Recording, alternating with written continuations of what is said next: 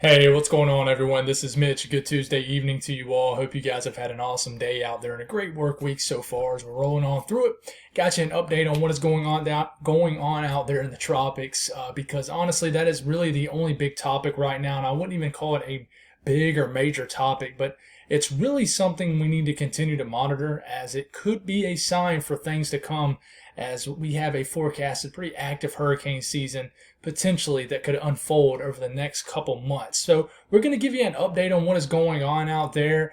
We still do not have Tropical Storm Bonnie. We still have a disturbance in the northwest Gulf of Mexico that could get a little sneaky. In fact, chances have increased for it to develop into a depression or a potential tropical cyclone, something like that. And we'll give you a little small brief update on that wave behind what is potential tropical cyclone 2, PTC2 for short. So if you guys have not subscribed, consider doing that. That would be awesome. Like the video if you like it. Appreciate the support. You guys got anything I can pray about, please put it in the comments below for sure, guys. Definitely. It gives me an opportunity to pray over it, and it gives others an opportunity to do so too. So let's all do that. Look out for one another. God's got our back, so let's go on and pray for one another, and then we can glorify God doing it. Hit me up on social media, Twitter, Facebook. If you got TikTok, I try to stay off TikTok a lot, but occasionally I'll provide an update on there, especially when things are really popping off. In fact, it was a great source for growth for my channel back over the winter, as a lot of people found me on there. So it was a really cool platform to explore, but it also is just a very out there platform. I'll just leave it at that. But anyways, let's get rolling this evening. I don't want to hold you guys up long. Right now, National Hurricane Center update per 5 p.m. Eastern Time. We still have this area, this wave behind PTC2, potential tropical cyclone 2, still just locked in on a 20% chance to develop. The models are really locked into the idea that this is not going to develop much. Worst case scenario would be a depression. And then we have, like I said, it's still just a 40 mile per hour PTC2. We'll just leave it at that. And then we have this chance. This is really probably the biggest news of the night. Honestly, this is upgraded from a 30 to a 40% chance. So it now has a medium chance to develop here in the northwest Gulf of Mexico over the next 48 hours specifically. And I can tell you what, these can be sneaky. So we're going to talk a little bit on that. Let's first talk about a potential tropical cyclone 2. I mentioned last night that even though it was forecast to become a tropical storm by this time today, that it had a solid chance for it not to be. And sure enough, this thing does not look that great, especially when you look at it per satellite right now. But there is some conditions, environmental conditions ahead of this storm that certainly can promote some further strengthening. But land interaction with South America may be an issue. And I really don't honestly think there's a chance that this doesn't really become a tropical storm until maybe Friday, where it can really just get over this area of the Caribbean right here, getting a better environment, not necessarily the best environment, but getting a better environment where it could actually reach hurricane status according to the National Hurricane Center. But tropical storm warnings up in the blue, the Windward Islands, the southern Windward Islands certainly under that, Grenada, places like that. And then some tropical storm watches even up for areas of South America, the northern coastline of South America, which is kind of unusual. Normally tropical systems do not track this far south. But hey, areas of Costa Rica, Nicaragua could certainly see a tropical storm. In fact, the GFS and the European kind of differ on is it going to hit Costa Rica or Nicaragua. We're just not sure, but I think those are the two countries in general in Central America that could potentially be the most impacted by any system out there right now. So let's take a look at the Central Atlantic. This is what should be Bonnie over the next 48 hours. And, it just still looks like a pretty strong wave. But this thing is producing 55, 65 mile per hour wind gusts at flight level. And we'll talk about that here in a second as the the hurricane hunters have been in this afternoon. And in fact, I think they're leaving the storm right now from their latest flight. So they got a little bit of data that we'll talk a little bit about here in a second. But this is it. This is PTC2. It honestly doesn't look any better than it did yesterday. But the thing is if it can stay away from land interaction, it can really get onto its own over the next 48 hours or 2 days. But it feels like we've been talking about this for about 2 light years now, but we haven't. But this has been a big topic just because it is our first kind of long-lived tropical system of the 2022 hurricane season. But this is what is going on inside of this tropical system right now. You see these kind of areas in yellow right here. That is 45 to 50 knot winds at flight level. So that's pushing 50 to 60 miles per hour at flight level. So that's how they measure how strong these systems are. So, there's tropical storm force winds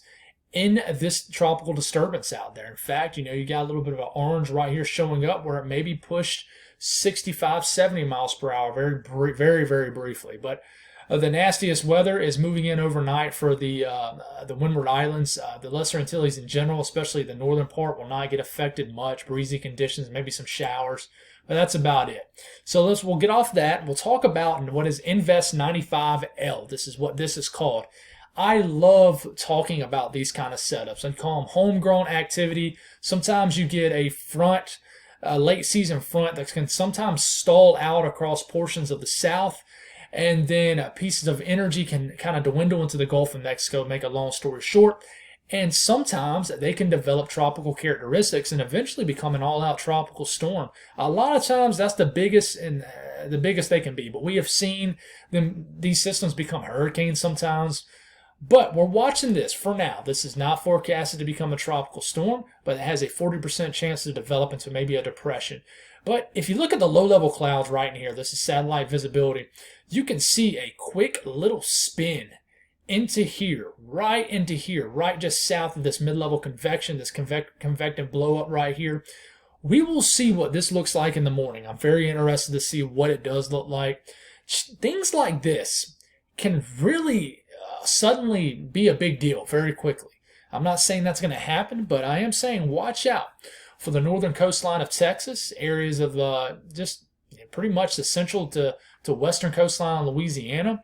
That I'm talking about Houston. You guys could see several inches of rain from this tropical system. You might go from drought conditions to seeing way too much rain way too fast. So this is what we're going to talk about next. So briefly, I'll mention the GFS with PTC2 down here. What could be Bonnie? What will likely be Bonnie unless something crazy happens with this in the Gulf of Mexico.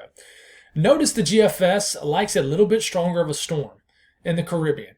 Hence, that is why it moves a little further north and eventually makes landfall around Saturday afternoon in Nicaragua. So, stronger storm will probably move a little bit further north. So, this has a landfalling tropical storm at, maybe a sub 990 millibar low, which would be probably a strong tropical storm at this rate. The European really doesn't like the idea of this really strengthening much at all. It never gets at sub 1,000 millibar low pressure now, and has it crossing the southern sections of the Caribbean here, and then makes landfall actually at the border of Nicaragua and Costa Rica as probably a weak tropical storm, maybe just a depression. There's a chance this might not even take a name per the Euro. So we'll watch this, but in general, it's locked on to those two countries I just mentioned. What's driving the favorable conditions here in the medium term, short and medium term, is the fact that the shear kind of lessens, but it doesn't completely go away, especially on the western side of the storm. You still got 20, 30 knots of shear here, but it hurts these weaker storms somewhat. But in general, the tut is not an issue, which is this right here. It pinches off, creates some shear well to its north. It's not going to affect the storm. But what it looks like is the system kind of outpunts its favorability, if you will, outpunts its coverage, football reference there. And it looks like you have a favorable environment that really cranks up for the Caribbean in general, but it's already kind of moved past that area. We have what we call ULAC. It's basically an anticyclone, so aloft above these tropical systems, the winds are going in opposite directions. It's helping to actually separate the wind from the circulation of the storm. It ventilates the system, pushes air basically out from the middle, so more air can rise. But rising air causes convection, therefore more convection, a more stronger storm. So in general, this system will be way over here by the time a favorable anticyclone forms right here aloft with winds moving in the opposite direction. And I think it'll still help the storm, but not as much as maybe if the storm slowed down and moved a little bit further north. So we're going to look at the HRRR model. Guys, I know the HRRR model is not a great model to look at as far as tropical activity, but it does a really good job of showing the potential spin off the coast of, in the northwest Gulf of Mexico and off the coast of Texas and Louisiana. So we'll start this off by tonight, and we'll get into tomorrow. And look at this. If I keep this in movement here, you see this little spin right here? Look at that. That is our little Vort Max, if you want to call it, or our little tropical disturbance. It has a little bit of a swirl out there. And we'll stop this for about Wednesday evening. So around this time tomorrow, you got a little bit of swirl going on up here. And then we get into overnight tomorrow night into Thursday morning. And look at this big plume of moisture that begins to push into areas of Houston, south of Houston, well, southwest of Houston, and basically the entire central coastline, maybe northern coastline of Texas. Will there be much rain way down here in Brownsville, Texas? We're not sure of that yet, but it looks like it's really going to slam areas of Houston and places like this, you know, and just the entire central to northern coastline, and even get into the Louisiana, as basically a lot of moisture is going to get pushed even all the way, maybe all the way back into the panhandle of Florida from this tropical system. But most of the moisture is going to be in this area. So this is just a long-range HRRR model. This is what it could possibly look at around, I don't know, Thursday afternoon. So how much rain could we get is another question. We'll talk about that here in a second. But in general, you see this yellow-orange area. This is what we call a Vort Max. So it tells us where these pieces of energy are. We talk about this in the winter sometimes too. And in general, it shows that, look at these wind barbs. You've got the winds coming out of this direction, this direction, this direction, this direction. Basically, winds are coming out of the southeast, then the east, then the northeast, then the north, then the northwest, then the west. So you got that circulation, right? Which is telling us there's some kind of spin to the atmosphere. There's some kind of tropical disturbance developing off the leftover energy from this cold front that's stalled out, and the energy from a leftover, basically, complex of storms drifts into the Gulf of Mexico. And the Gulf of Mexico is warm enough, and the conditions are somewhat favorable. There is some shear in the northwest Gulf of Mexico that will probably limit any big-time development. If there wasn't any shear, I think that this could become a tropical storm. It still could be. But we'll continue to watch this. But as far as how much rain could potentially fall from this is between now and Saturday evening. This is around the Houston area right here, picking up on as much as 2 to 4 inches of rain, especially, south of Houston, southwest of Houston, west of Houston. Several inches of rain is possible. And just the entire southern half of Louisiana and even southern half of Mississippi could see a really big-time influx of tropical moisture from this push of moisture from this tropical disturbance in the northwest Gulf of Mexico. So we'll continue to watch this. As far as Texas as a whole, if you're wondering, how much rain do y'all get further back in central Texas? This could change a little bit, but maybe more of this rain gets pushed a little bit more west.